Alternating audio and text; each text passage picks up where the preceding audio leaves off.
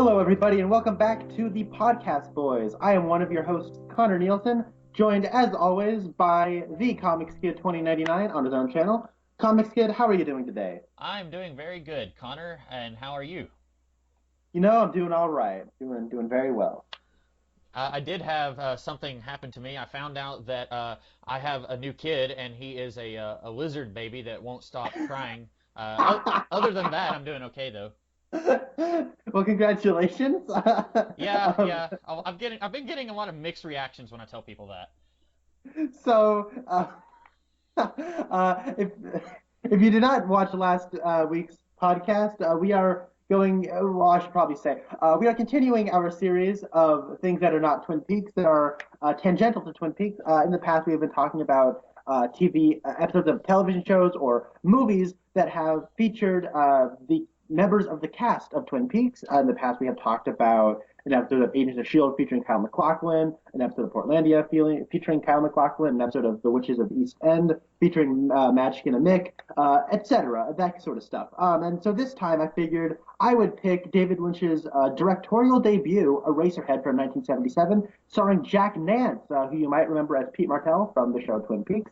So, Comics Kid, in some rational way, can you describe Eraserhead for us? A rational way, okay.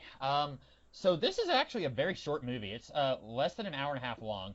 So Jack Nance plays a character named Henry who lives in this very odd world. Like it's like almost 10 minutes into the movie before we get any dialogue. Like the first 10 minutes is him just kind of walking around and not really doing anything. It's really weird, which is like I'll get more into that later. But then he goes and he meets up with this girl that we find out later that he knocked her up. He meets her parents. That's a very surreal meeting. And then the baby is this dinosaur baby that continually screams. And then the baby mama walks out, and then he has a weird hallucinatory dream at one point. He starts making out with this girl who lives across the hall, and then later he sees her with another guy. And then at one point he has, in the fever dream, his head gets chopped off, and a boy brings his head to someone else, and they drill open the head. That's about the most sensical way that I can describe the plot of this movie. This is, Connor, the weirdest movie I've ever seen in my life. I had seen movies that I thought were weird before. I thought Twin Peaks was weird before. Twin Peaks is nothing. Twin Peaks is like Mr. Rogers compared to this. Like this is like the every weird thing I've read or seen was training me for this day. And like I watched it yesterday. You just watched it like 20 minutes ago. So like I'm really curious what you think about this movie. Okay. That's a good way of trying to describe it. This is a surreal, strange, and you say this is the weirdest movie I've seen. This is definitely up there for me. I have to like really think about other stuff I've seen, but I would say this is the most disturbing movie I've ever seen. Yeah, there's some scenes in it that I didn't understand what was going on, but I knew that I didn't like it. Like there's one part where Jack Nance's character is eating dinner with his baby mama and her parents, Oh and my God. the dad gives him this like roasted chicken to slice open, and he starts cutting it, and like it starts bleeding, like it's just gushing blood. And then the mom is having some sort of sexual experience, and like it's all so weird, and like I don't understand any of it. Like I don't think I understood anything about this movie other than Jack Nance had sex with a woman. Like that's all I understood, and then everything else is just like it feels like an episode of no, I was gonna say it feels like an episode of The Twilight Zone without like the moral twist at the end, but it feels too weird for that. Like The Twilight Zone has some weird messed up stuff, but even that is pretty tame compared to this. Yeah, this is an experience. This is about as unconventional and expressionist. This is about as expressionist a film I've seen since like a 1920s German horror or science fiction film, Hmm. something like Nosferatu or um, Metropolis. Yes, it reminded me It's a lot of Metropolis, especially the first 10 minutes where there's no dialogue. architecture, yeah. I think David Lynch is really pulling from that particular time. Now, it is the most expressionist film I've seen since a movie from that time. But that being said, this movie feels very modern in a lot of ways. But it also feels like this movie feels timeless, I should say. I would not have guessed this movie came out in 1977. It feels very boundary pushing and not contained by the social what are the things constraints of its time. Uh, I kind of loved this movie though, Okay. uh, but I don't want to say I could relate to it. If I there's I one hope thing I I hope know, not. I hope you if wouldn't be there's able to relate to it. if there's one thing I know for sure, I feel like I never want to have kids. Yep, that's true. Or Now, going into this movie, I did know one thing. okay. I knew that David Lynch. Well, they shot this movie over the course of like 3 years or something, and Jack Nance kept his hair the exact same throughout those entire. God bless you, Jack Nance. But the one thing I knew is that David Lynch had like made this movie in the time where he knew he was going to be a father, and when he was a father, and he felt like he wasn't prepared to be a father. Okay. That makes a lot of sense. Like you said, this feels, in some ways, it feels very personal. And that makes so much sense because I said that this movie doesn't make any sense, but like there's parts of the movie where like when Jack Nance's baby mama walks out and like he is just feeling like very like he doesn't know what to do. He's drowning. She leaves because she doesn't know what to do. Like there's a whole lot of like despairing over being a new parent here. And like I'm not a new parent. I'm not a parent at all. Connor's not either. But like I know people who like they've had a baby and they're like they don't say it outright, but you can tell that they kind of panic at like the smallest thing that'll happen. Like their baby has the sniffles and they're like googling everything. Like oh no, my baby has the bubonic plague or whatever. Like there's a lot of that here, and you know that's a very personal level of this movie. It's just that he hypes everything up to 95.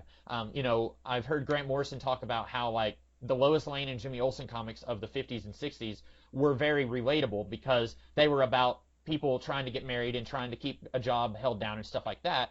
And they just hyped everything up. Like Lois Lane just happens to turn into a centaur in one issue or something like that. Like it's still about something real that human beings go through. They're just adding a lot of weirdness to it. And that's what this movie does. You're right about that.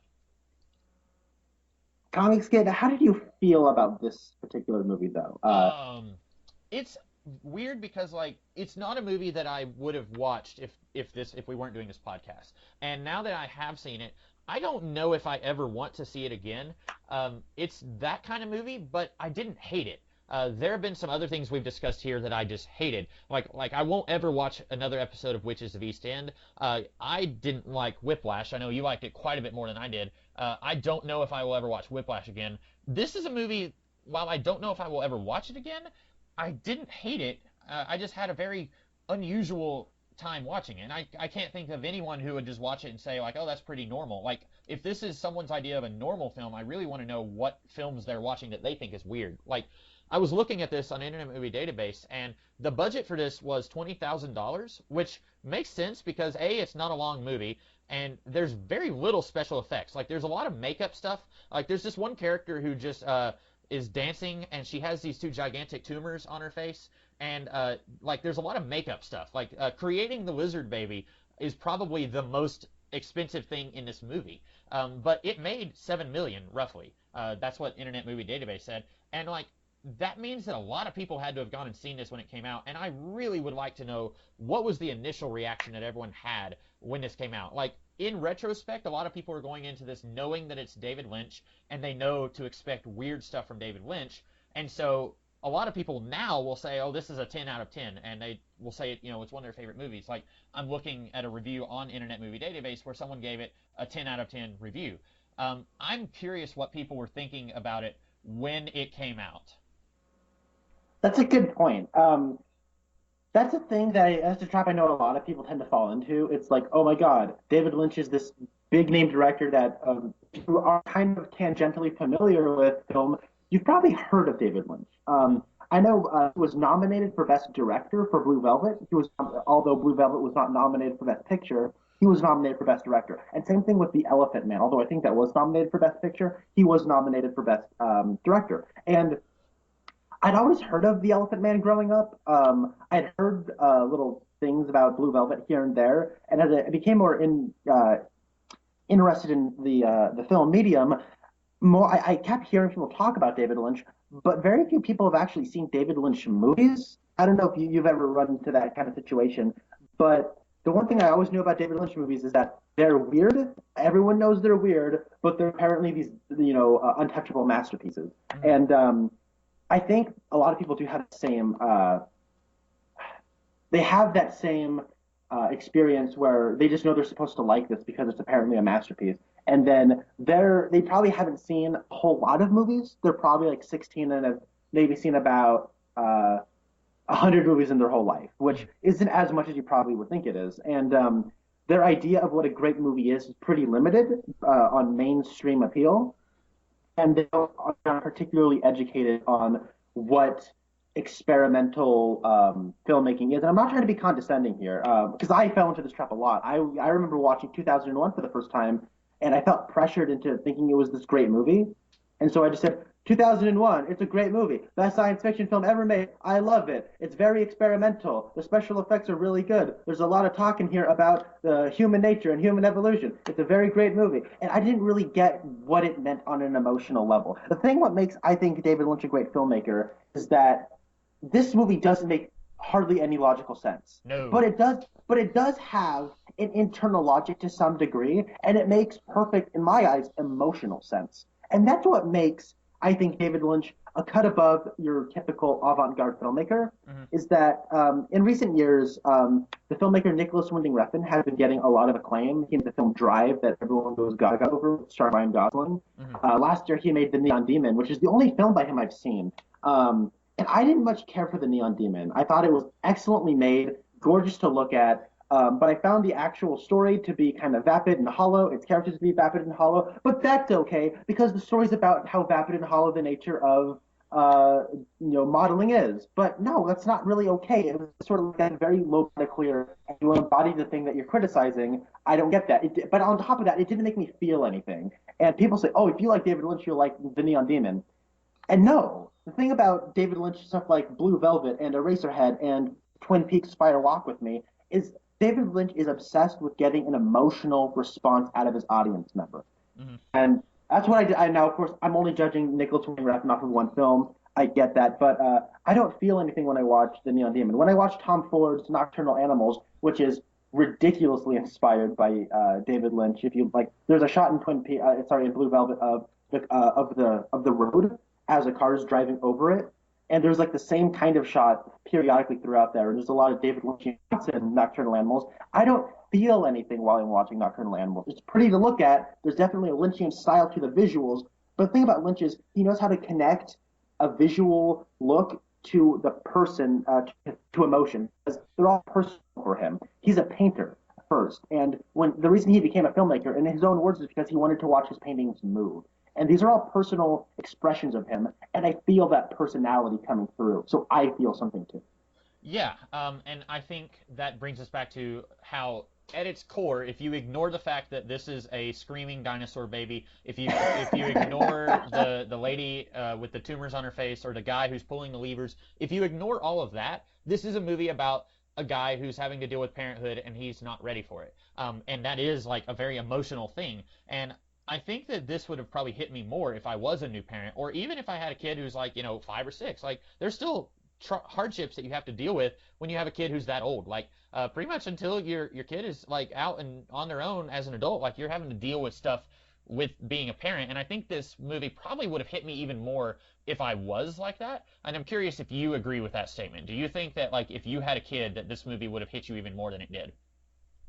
I do, and that was something that went through my head about halfway through this. Is I would probably connect with this a lot more emotionally if I did have a child. But I do think, while there is that emotional disconnect, I was feeling for the Jack Nance character Henry, where I thought I've known people have dealt with these sort of fears. I've known people, and I've not particularly for this situation. I've never had a kid, but I have had experiences where I just don't know what to do, and I don't want to commit to anything because I'm just thinking about how much time I have in the day, and I'll just be sitting there thinking, okay, I want to do all of these things, but if I do any one of these things, I have to commit to it for a number of hours, and then there's less time in the day for me to do anything else. And then I just get so worked up about what I will do or what I can't do that all of a sudden all the time of the day just leaves and you feel like your life has no meaning and you're worthless.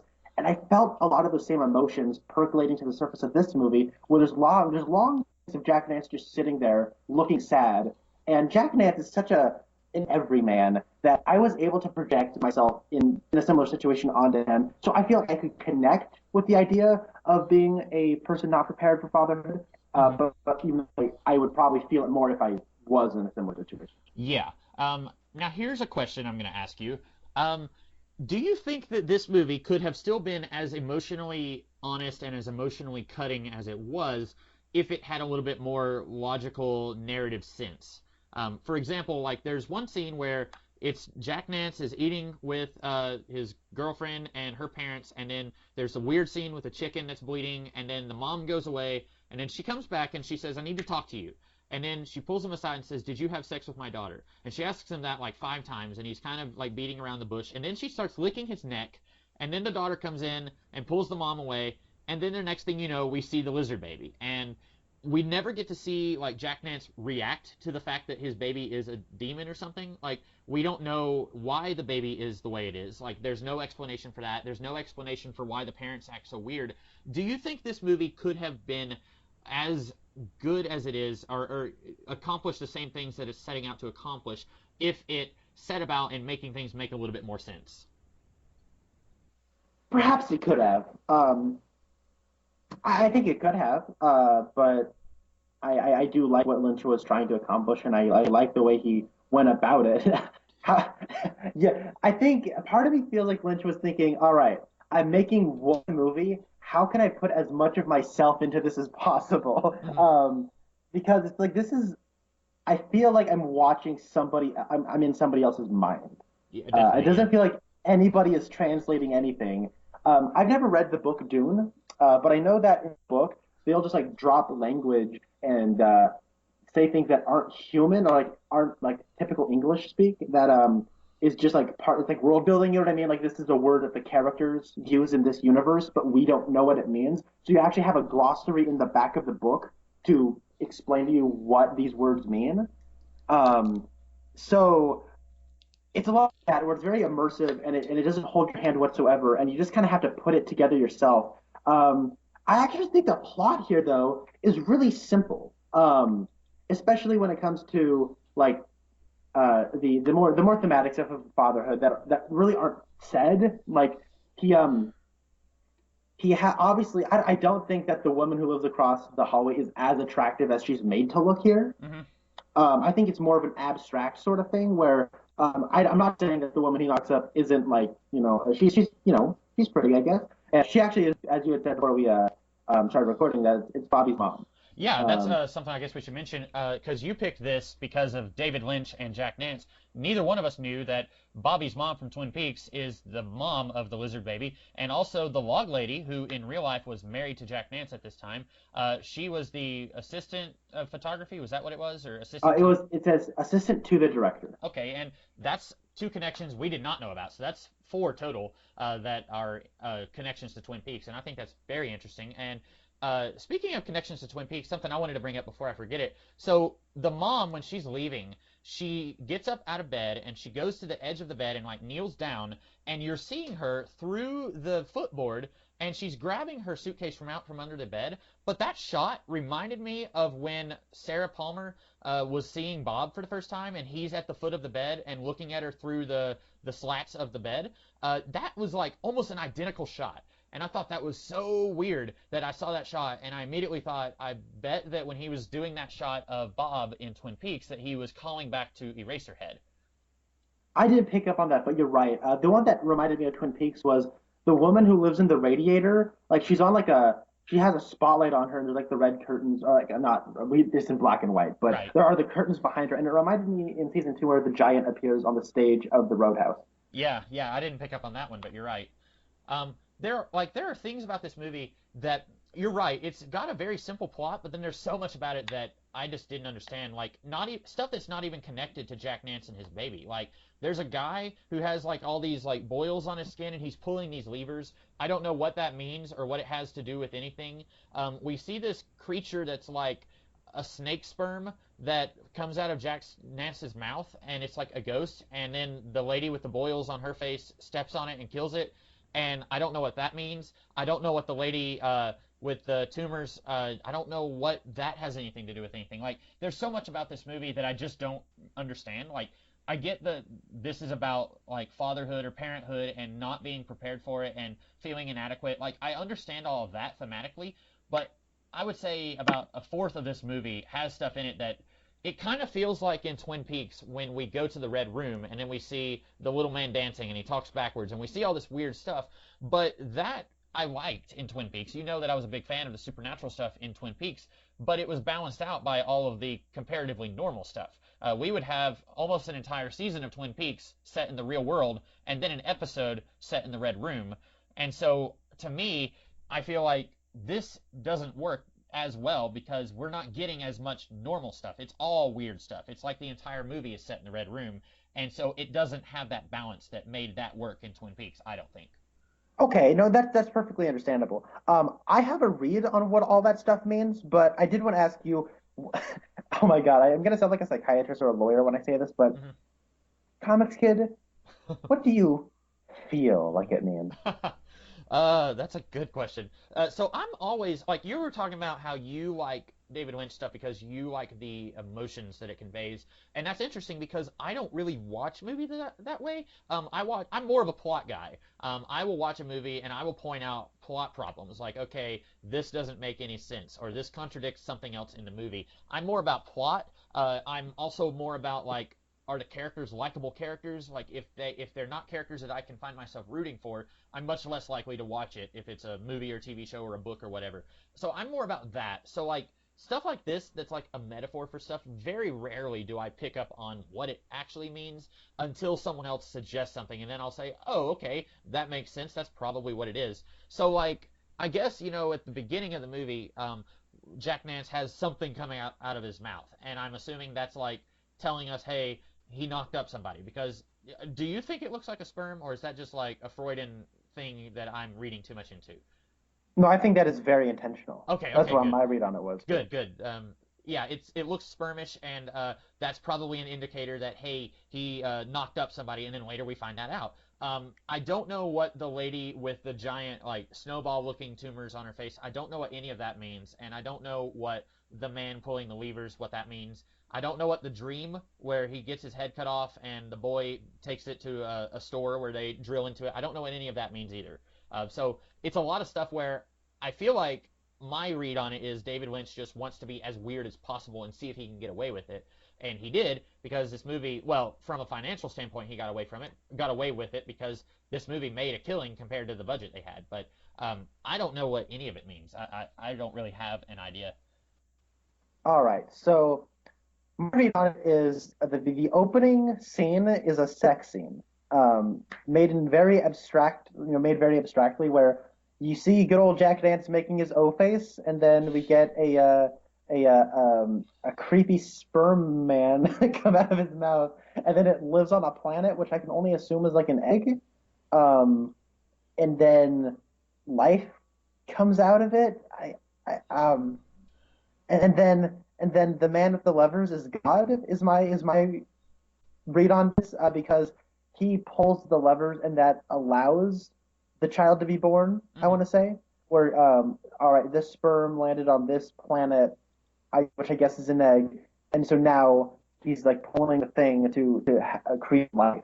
But then um, when I oh my God, Jack Nancy's eaten by the giant head of oh, oh my God, that creeped me out. Uh-huh. But oh my God, so I'm gonna shudder because the end of this movie genuinely disturbed me. I'm gonna have nightmares tonight. And the man in the weird attic room looking out of the shattered window, like the levers are like they're sparking. There's like some kind of spark in it, Yeah. and he pulls the lever, and then he's in the whiteness that the woman who was singing had was the woman in the radiator. He meets her, and then they give her a big hug. But remember, she disappeared, and like she was when he touched her, there was a whiteness around him. So she also sang that song that's like in heaven everything is fine, which Uh-huh. is really creepy. But I also think that at the end he goes to heaven, or maybe not. Maybe it's all a trick. Maybe it's hell. Maybe he's the devil and not God. I don't know. Because he kind of intended for his child, and yeah, it's I need to spend more time with this, but that's my read. This is it has something. supernatural of like maybe David Lynch is trying to express that should I go to hell for feeling like unfit to be a father, for bringing someone into this world that I cannot properly take care of. And that all makes a lot more sense whenever you explain it like that. Like I said, usually I have to have something explained, and then I'll say, well, that makes sense. Of course, why didn't I think of that? Let me ask you this: do you prefer this version of David Lynch or the toned down, much more normal version that we got with Twin Peaks? Because I don't think you're going to disagree that even the weirdest stuff in Twin Peaks is a lot more normal and mundane than this. Yeah. Yeah. I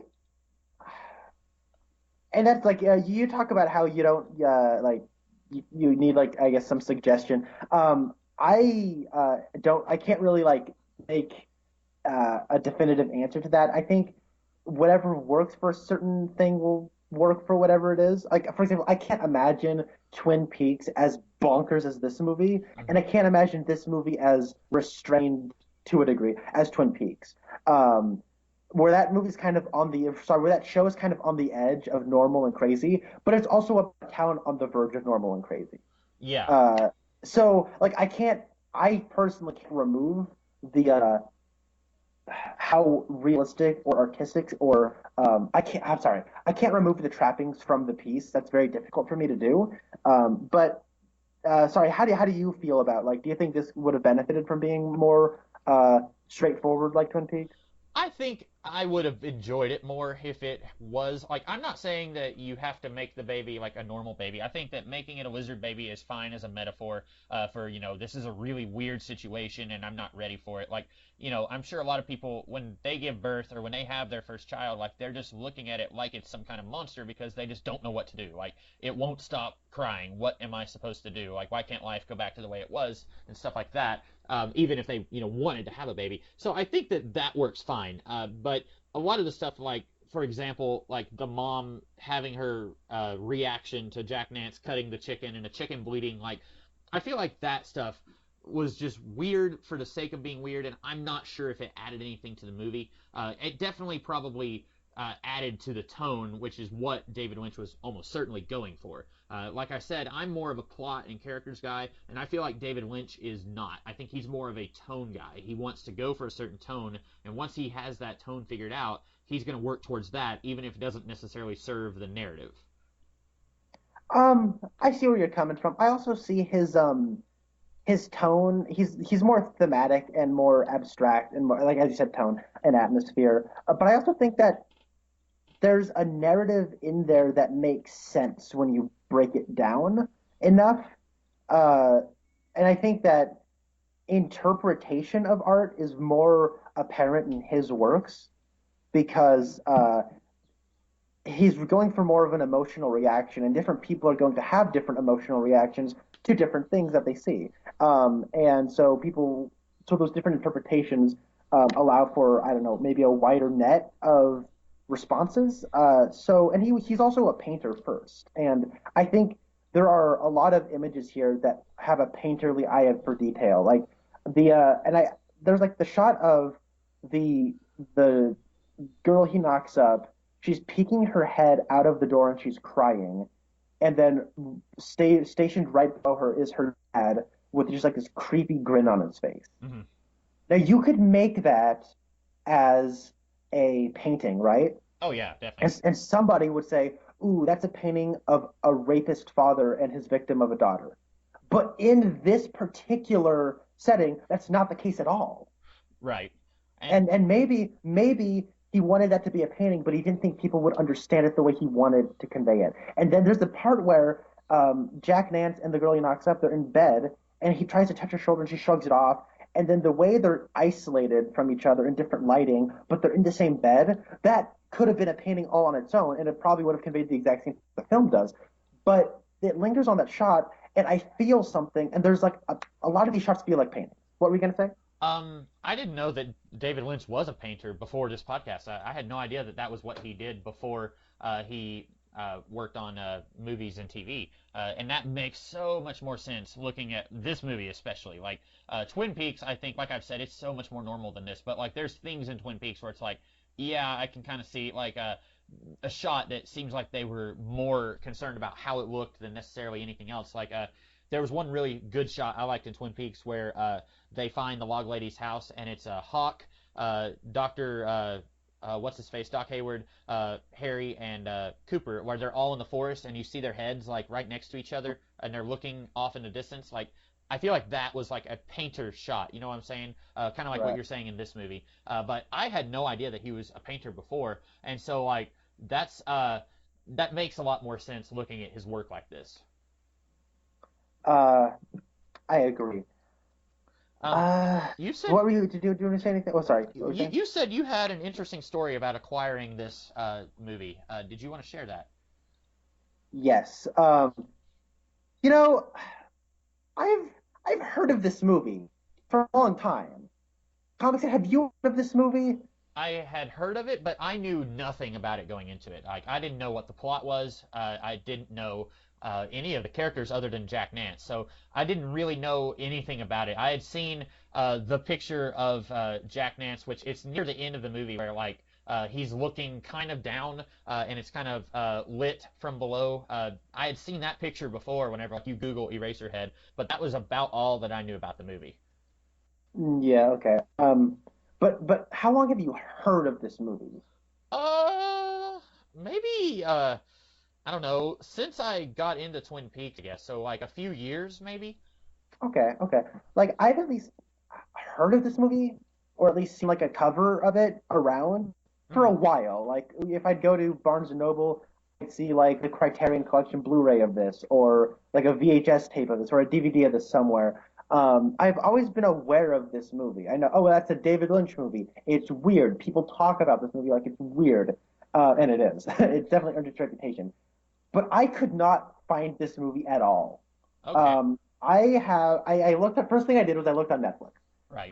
It wasn't there. It's funny because I'm the one who picked this, and you'd think, oh, you probably own it. That's why you picked it. No, I didn't. Or you have immediate access to it. As it turns out, I didn't because I checked on Netflix. It wasn't there. And then I went to my local video store because they'll have it. They had Twin Peaks Fire Walk with me, Right. but they didn't have Eraserhead. Yeah, that's and I guess like it is like an underground movie. Like, the budget was 20,000. Like that's unheard of. Even in the late 70s, most mainstream movies had a bigger budget than that. So like I guess it's understandable that like you go like did you go in and ask, "Hey, do you guys have a Eraserhead?" And they just like look at you like, "What are you talking about?" Like I've never heard of that movie. No, I said, hey, I know the guy Jeremy. We went to high school together. I'm like, hey, Jeremy, do you guys have a Racerhead? And then he's like, let me check. We don't. As it turns out, we've never owned it. I'm like, are you serious? I could have sworn I walked in here as a child and saw the VHS tape of Racerhead in here somewhere. Like, I can't express how weird this is. I would say if you had to line up 100 people and like say, how many of you people know who David Lynch is? About 80 people probably would have at least heard of them, right? And then, or like not particularly David Lynch, but if you like had people just like name David Lynch movies, or at least put up a list of David Lynch movies and say what movies have you heard of, the Mulholland Drive and Blue Velvet will be the two most popular ones. Uh-huh. Um, the Straight Story, uh, Wild at Heart, and Inland Empire would probably nobody's really heard of those movies. Right. Um, but then I think anyways that just below something like the Blue Velvet and Mulholland Drive, you'd have Eraserhead, and then you'd have stuff like Dune and The Elephant Man, and stuff like at least I've always had the impression that was kind of the popularity of this movie. It was a movie no one's really seen, but everyone's kind of heard of, and it's always just kind of been around. I don't know. It's weird. This movie rental store has Twin Peaks Fire Walk with Me, which I imagine is one of Lynch's least popular films because of how much of a reputation it has. Hmm. Because that movie is not critically well received at all. This movie is like a critical darling if you look up reviews of it. Um, and so it's just weird that this movie rental store doesn't have it. Anyways, I'm gonna get off that point. So they don't have it there. And then I went on to Amazon and I'm like, okay, I'm a student. I go to college. I am going to get a student Prime membership just so I can watch Eraserhead. Hmm. And then I got my 6 month free trial but I didn't know I had my 6 month free trial, and I ended up paying $50 for an Amazon Prime Oh membership. no. Are you able to $50 I didn't have, and guess what? It wasn't on Amazon Prime. are you So able to get your refund on that? yeah, I got a refund on it. Oh, We're all okay. square now. But then I'm like, oh my goodness, I can't find Eraserhead. This is so wild. Like I don't want to spend $4 on this because I just don't have that money to spend right now Mhm. to rent it. And then I figured, you know what? It's probably at the library. And I call my local library, and they don't have it. And so Oh then I'm yeah. like, oh doggone it. Well, does any other place in the area have it? Well, there was a library in Oregon City, which is a few miles from my college that I go to, and I'm like, okay, they have it, but I don't have a library card, comics kid. So I got a library card today just so I can check out Eraserhead. That card is um, probably going to sit in your wallet for the rest of your life, and you'll look at it and you'll say, Eraserhead, Portland, yes, and just like shake your fist at like everyone important. yes, yes. Um, So that's the story of how I got stumbled that across this movie. that is pretty funny. I think that you were talking about like how the public reacts to David Lynch and how many people know David Lynch, and you were talking earlier near the beginning of the podcast about how like a lot of people are not as into like oh, I remember what you were talking about, and I don't remember how you worded it, but like you were talking about how people don't watch that many movies, like a 16-year-old who's only seen like 100 movies, and I feel like I'm more in that category because the only reason I knew what Twin Peaks was ever was because way back, like over 10 years ago, I was explaining Lost to my parents, and my mom said, "Well, that sounds a little bit like Twin Peaks," and then when we were talking about Twin Peaks, I was kind of seeing some of that a little bit, and I was saying like, the Man in Black and Jacob, their relationship kind of reminded me of Mike and Bob from Twin Peaks and stuff like that. But then like the only reason I actually had heard of it was because my parents told me a little bit about it. They were like, it's this weird murder mystery TV show from the early '90s. And then when I saw it on Netflix, what prompted me to watch it was actually on Geekvolution, Captain Logan and Brownco Eric, they did this thing called Netflix Roulette, where they would watch something that neither one of them had seen before on Netflix, and they watched the first episode of Twin Peaks, which was movie length. And them watching it made me want to watch it. And then I thought it was weird, but I kept going. And then I'd actually, the first time I stopped, like just short of season one, finishing season one, and then I went through later and watched the whole series with my parents. And it's one of those things like I don't think anyone that I know personally on my real life outside of the internet, I don't know if anyone that I know has ever watched a David Lynch anything. Like my coworkers or my friends outside of work, I don't know if anyone that I know knows about Twin Peaks or Eraserhead or The Elephant Man. You know what I'm saying? Like maybe like, and I think because you are much more into film than I am. Like you'll watch almost every film that comes out.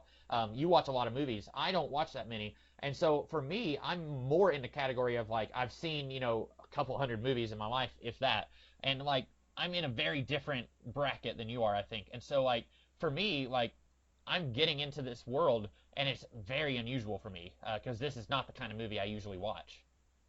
That's understandable. I guess I found out about David Lynch movies through my parents, which if you met my parents, you would not guess that they watched David Lynch.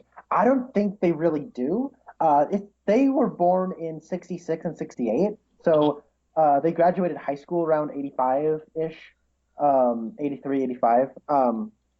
So uh, I heard about the Elephant Man when I was younger because I remember my mom and dad were talking or whatever about movies that they just couldn't watch because it made them so sad.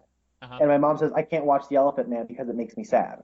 Yeah. And then so I remember like that movie The Elephant Man kind of stuck in my head. And then like around like the next month or so, I was on summer vacation. I might have like been at an RV park. There was a VHS tape of The Elephant Man, or I would hear my grandma say something about, or like we'd be scrolling through the channels on TV and there'd be The Elephant Man or something, and I'd say, oh, that's a movie people know, or I remember something about like, uh, I was at I was camping with my family, and then I would hear like my family friends who's like really into like Buffy the Vampire Slayer and Firefly and kind of into like these science fiction shows and like Sci-Fi Channel all that stuff, and he would say, "Oh yeah, best movie villains, you got to go with Dennis Hopper from Blue Velvet." And then my daddy goes, "Ooh man, that was intense, Hmm. Blue Velvet." And so then I'm like, "Oh, Blue Velvet, that's something my dad has heard of this movie, and then my dad's friend has heard of this movie, so that must be something people know about."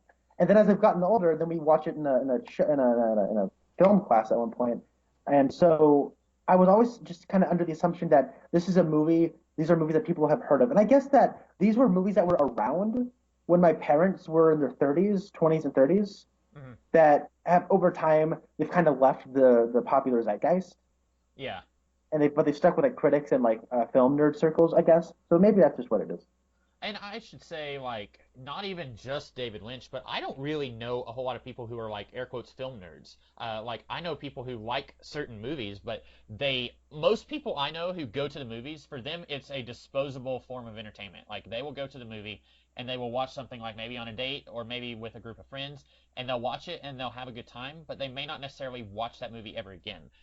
Like, I know people at work who are like that. Like, they will go to the movie, but then they're not going to like devote a lot of time thinking about the movie. And I'm not saying that these people I know are dumb, but they just don't think about movies that way that you and I do and a lot of YouTube like reviewers do. Like when I intake any kind of story, a book or a movie or TV show, I spend a lot of time thinking about it. Like, does this character arc work? Does this story make any sense? Does this episode need to be there? Stuff like that. A lot of people I know, they don't do that. They just don't put that much effort into it. And there's nothing wrong with that. If you want to just sit down and enjoy it and have a good time, and you don't want to spend all that time thinking about it, that's fine. There's no right or wrong way to consume entertainment. But I think that has something to do with it too. Like if I polled everyone that I knew about do they know who David Lynch is, I think it would come down to my parents. And like you were talking about how like your parents knew about Blue Velvet and stuff like that. I will say I remember now, like I remember my mom quoting the movie The Elephant Man, the "I am not an animal." I remember hearing that line growing up. I don't remember what the context was, but I remember hearing about that. And that's all that I know about The Elephant Man is that it's another black and white film. I did not know it was David Lynch until you told me, but I knew that it was about a real life guy who was deformed, and I think you had told me that it was John Hurt from Alien and Harry Potter and a whole bunch of other things. And so, like, I had heard of that movie, but I didn't know about it in the context of it being a David Lynch movie. Yeah. Um, It's hard for what? us to talk about this movie because like it's a short movie, and once you get past like the emotions and the theme, there's not a whole lot to talk about. Like you know what I'm saying? Like this movie is less than an hour and a half long, so it's difficult to talk about in depth like we have with some of the other things we've talked about. Yeah. I will say so this much. This is a movie that I know a lot of people like just kind of being on the internet and watching people talk about movies. Every once in a while, I run into this movie, and people talk about this movie like it's a comedy. They say that I am, of course, talking head. Like I'm not talking about another movie. I remember a person had said, "Oh my God, Eraserhead! That movie is hilarious. That is a movie that it's horrifying and absolutely disturbing." And then you get to the end and you realize it was supposed to be funny the whole time, and then you can rewatch it and it's hilarious. And I thought, what? And after watching, like, what are you talking about? But my brother's friend, he talks about this movie. He says the first time he watched it, this movie horrified him. But the more and more he watches it, the more funny he finds it. And while I was watching this, I was laughing out loud quite a bit in the first half or so, because there would be these really awkward situations where like he's just sitting at the dinner table with the dad, and the dad's just sitting there with this goofy smile on his face, and then he says, "So, what do you know?" Hmm. And then there's this long break, and then he says, "Well, I don't know much of anything." And then it Yeah, just keeps going. And then after there's like a certain point where maybe just the sheer length of the shot, but I laughed. I'm like, that's really funny. Like the camera angle, the way they're delivering it. There's like it's weirdly comedic. And then we get the part where the little chicken's legs start moving, and I want to throw up. Like it's oh my! I will say this: the special effects in this movie are absolutely incredible. They say that the special effects were done by David Lynch in a similar way that Kubrick did the special effects for 2001: A Space Odyssey. hmm But I do not know how the baby was done. yeah. The I baby don't. and the scene where Jack Nance's head explodes. Like I have a feeling I know how they did that one, but that's another one where when I saw it, I was like, or not explodes, but like it pops off of his body. That's one another one I was just like, wait, how did that? How did that happen? Right. Um, Uh, you were talking about how some people look at it as a comedy, and I can definitely see that in the earlier parts of the movie. Like you said that you wanted to throw up during the chicken part. That's one where it's really disgusting, but at the same time, I can see how some people would laugh. and Yeah. then like the mom licking his neck and all that. Like I can see how that would make some people laugh, but for me, I was mostly just like had this quizzical like I might throw up look on my face watching the whole movie. Okay. Um, I was talking a little earlier about the woman who lives next door, and I don't know if he actually sleeps with her. I think he does. It kind of seems that way. Like we see them like they're in the bed, and then it transforms into like this steaming pool, like what you would find in like a hot spring somewhere. And I think in the same way that like the sperm creature that comes out of his mouth is representative of him having sex, I think this is also representative of that. Yeah, because then like when they sink into the pool, it shows like the planet and the stars, and I'm like, oh, I guess they're doing it. Uh-huh. But one thing that I was thinking was that okay, so I don't think this woman is as attractive as the movie's making her out like to look, um, and they're making the woman he knocked out a little bit more homely, Uh-huh. and I think it's more of an abstract thing where he wants to be with this woman, and so like in his mind, this is like the perfect woman. So they're kind of visualizing this as like this like model, and then she comes on in, and it almost like plays like a fantasy that he's having, but I guess it really happens, and Right. then she like just kind of leaves, I guess, and then he kind of wants to talk to her later, and she's not there. Maybe she is, and she just doesn't answer the door. But later when the woman comes by with her suitor, and then they're just kind of laughing and look at him, and then she looks at him and she just sees like in his dream the baby head on his suit, Uh-huh. and it's almost like he knows that she's looking at him that way, or maybe he's projecting on her like, oh, she's looking at me and just kind of sees me as my child, and that she wouldn't want to be with me because of my child. And when she does come on over to get it on with him, he muffles up the baby's screaming, and maybe she left, in the morning when she noticed the baby. Maybe the baby woke her up in the middle of the night and she got freaked out by it and left. You know what I mean? Yeah. Maybe this baby like isn't like actually this creepy lizard thing or dinosaur thing you say. Maybe it's like a normal baby, but to him it feels like this horrible, disgusting, fragile thing that just can't possibly be good. It has to be this creepy demon thing because that's the way it feels like it's infecting all of his life. No one wants to be around him. They only see him as his child. And I think a lot of people have a fear of settling down because they feel like they'll be limited by their children and they won't be Hmm. able to live their free, full life that they think they still have or that they'll have before they have their child. And there's a lot of these anxieties and fears. And then uh, he feels rejected because his uh, I guess wife straight up leaves because she can't deal with it. Then he's all alone, and he just wants, and all of a sudden his life is just taken up. It's almost like once the woman leaves, sorry, once his wife leaves, he never leaves that room. I don't think he ever leaves that room physically, unless it is to go across the hallway like for a step or two.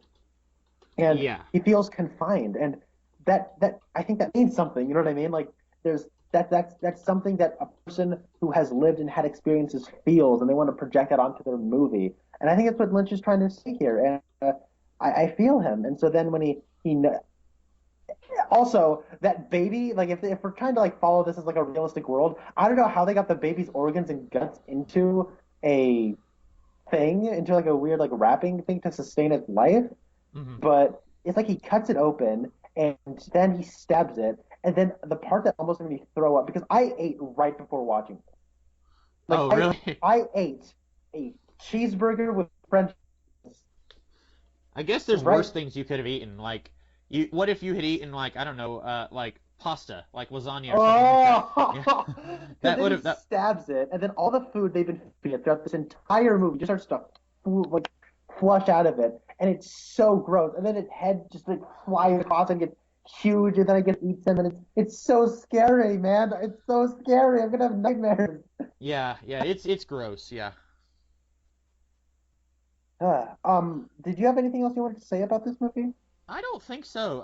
It's like I said, I didn't strongly react to it like I have some of the other things, but at the same time, I don't think I will ever watch it again. Like, it's not a movie that I think, for me, it doesn't have a lot of rewatchability. It's one that is thematically very strong, but I don't think that it's something that I would ever want to see again. I understand that, and I don't think a lot of David Lynch's movies are like, I gotta rewatch that one. Y- Um, a lot. except maybe Fire Walk with Me. I think that's one that in even it's so heavy. It's got a lot of stuff that just makes you sad, and you're just not like enjoying yourself. Like I said that when we talked about that movie, but I think that it's one that I could see myself watching again in the future. Right.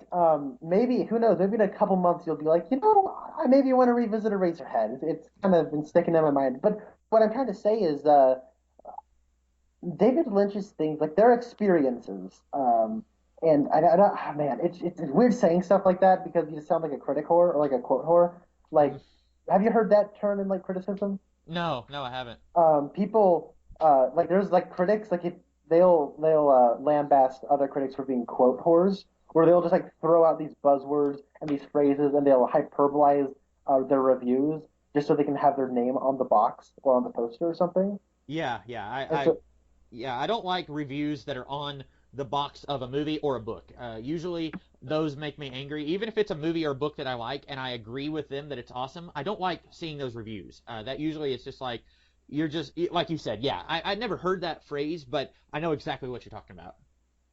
and so and I also feel like the more like it feels like every movie that's ever gotten a good review has like those a masterpiece, perfect, 10 out of 10.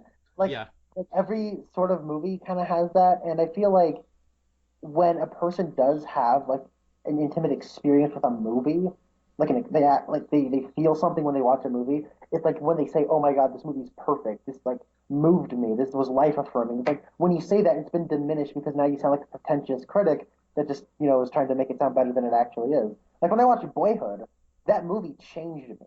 Like it really. legitimately changed the way I thought about life and the people in my life and the way I treat people.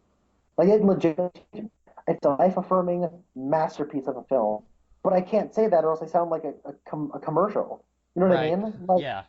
so I think when it comes to Lynch, his stuff is experimental, and I don't mean that in like a critic way. Like, you know what I mean? Like they're experimental. That's what he's trying to do. He's trying to just do new things, and I think he should be celebrated for that. But if it isn't successful, I think we should call him on that. The same way Ang Lee is a filmmaker who makes art house films and he makes experimental films, and I welcome that. Ang Lee should be celebrated. But Billy Lynn's Long Halftime Walk was a bad experiment. It failed, and I think we should call him out on it. We also celebrate that he is experimenting with the form. You get what I'm saying? Yeah. Um, and when it comes, The only Ang Lee movie I've seen is the Hulk movie from the early 2000s. yeah, I still have not seen that. Oh, really? Okay. Yeah, Um, that's how I am as a moviegoer. Like I pretty much watch superhero movies and then like a few other things, and Connor has seen every movie known to man, except for Ang Lee's Hulk. yeah, all of them with an asterisk except Ang Lee's Hulk and T2. Yeah, So but what I'm trying to get at here is that this movie is an experience, and it stays with you, and it's not something that you immediately just want to push back in the thing and rewatch because it is slow moving. It does play like a dream, and there's a lot of talk about.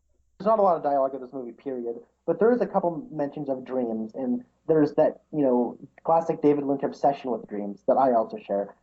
So I want to watch all of his movies and then like just and like see how the idea of duality and dreams and all that sort of stuff kind of play throughout his movies because that's a common theme I've noticed throughout all of them that I've seen anyways. But you almost need to get distance and you have to marinate on it for a little while and let it sit and kind of think about it, and then you revisit it like about 6 months later or so, and yeah, then you think about it again. And so then maybe this time upon your reevaluation, you'll come up with new things, or maybe you'll find it more as a comedy this time around. You get what I'm saying? Like yeah. I think that's Lynch isn't like a he isn't like a Christopher Nolan, and I love Christopher Nolan. He's one of my favorite filmmakers. The second Inception's over, or the second The Prestige is over, I want to put it right back in and watch it again. Yeah, That's yeah, not those are necessarily the case. yeah. I think you're right. He's I think David Lynch's movies, even if you don't like a movie, it will stick with you. Like you're not gonna forget that movie anytime soon. And I think a lot of other filmmakers, even if it's a movie you might like, it is gonna be a little bit more forgettable necessarily. Yeah. Um, things I don't get the weird fever dream about where I guess the film gets its title. Right. There's a head, and then there's a pencil machine, and you see erasers. and then he Yeah. like erases something, and then he brushes it off. I don't get that. I legitimately don't get that. Yeah, I didn't either. For a long time, I didn't get why this movie was called Eraserhead until that scene. And then I was like, I've always seen that poster of Jack Nance with that goofy eyeball expression. Yeah, Um, and I was like, oh, his hair is kind of crazy. Eraserhead. right. Um, was there anything else you had to say about it? No, I feel like I've talked at nauseum about this movie. Yeah. I don't think I have anything else. It's an interesting experience. Yeah. Um, if we are done talking about this, I guess I can say what we will be talking about the next time we do a recording. Um, this is a movie, Connor. I believe you will have an easier time acquiring this because I believe Connor has told me that he owns this movie on Blu-ray, but I don't believe you've seen it, or at least you hadn't the last time we talked about this. We are going to talk about a movie, which is, I believe, the first time I've chosen a movie, if I'm not mistaken. This movie is called Planet Terror. This is a sci-fi zombie film that came out about 10 years ago. I remember it coming out when I was a senior in high school, but I didn't watch it until I was a freshman in college. And this and uh, oh, what's his face? Quentin Tarantino's Death Proof both came out as a double feature, and they called it Grindhouse. And it had a whole bunch of fake commercials for movies that at the time didn't exist. And since then, Robert Rodriguez, who's the director of Planet Terror, he has actually done two Machete movies, and Machete originated as a fake trailer in the Grindhouse movie. But this is one half of that Grindhouse thing, and the Twin Peaks connection is Michael Parks, who played Jean Reno. He is a character that Tarantino and Robert Rodriguez, I think, co-created. I don't remember. One of them said that like they both have free reign to use this character in any movie that they want, and they can do whatever they want with him. Like if Tarantino wants to use him in a movie by himself, he can do anything he wants with the character. I think that's how they describe this character. And he's also in Death Proof, but he's in Planet Terror a little bit more, and I actually enjoy Planet Terror a little bit more, so I figured we could talk about that. But that's the Twin Peaks connection. Um, and you seen this one yet? I know the last time we talked about it, you said you hadn't seen it. I have not seen it, but I do own the cool Blu-ray that includes the full like 3 hour experience of Grindhouse. So I'm really excited to check this out. I had no idea Michael Parks was in it. Michael Parks is awesome, so I am excited. Are you gonna watch Death Proof also, or are you just gonna like skip to the Planet Terror part? I don't know. School just got started up. Let's just do Planet Terror for right now. Oh yeah, definitely. That'd be a long podcast if we did both of them. But yeah, that's gonna be fun to watch. I bought this about a year ago for $1 at my work, and I definitely think it's been worth the money. It's got a lot of crazy special features in it. I love special features on movies, so that was always pleasing to me whenever I get a movie that has like a commentary or something like that. But yeah, that'll be what we will talk about next time, and that should be fun and enjoyable. I'm very curious to see what you'll think of it. I am excited. Yeah, Oh and wait, quick! One more thing about Eraserhead. oh, The okay. the sound design is perfect in this movie. Oh, okay, yeah. The mewling cry of the child is at the perfect decibel. It's not too loud, but it's just loud enough to where it irritates you and gets under your skin in the perfect way. That's all I'll say for the rest of Eraserhead, though. Oh, okay. Yeah, that's a good thought. So I guess if that's all that we have to say about Eraserhead, we will be talking about Planet Terror the next time we record. In the meantime, I am the Comics Kid 2099, And I am Connor Nielsen. and we will see you guys later. Have a good one.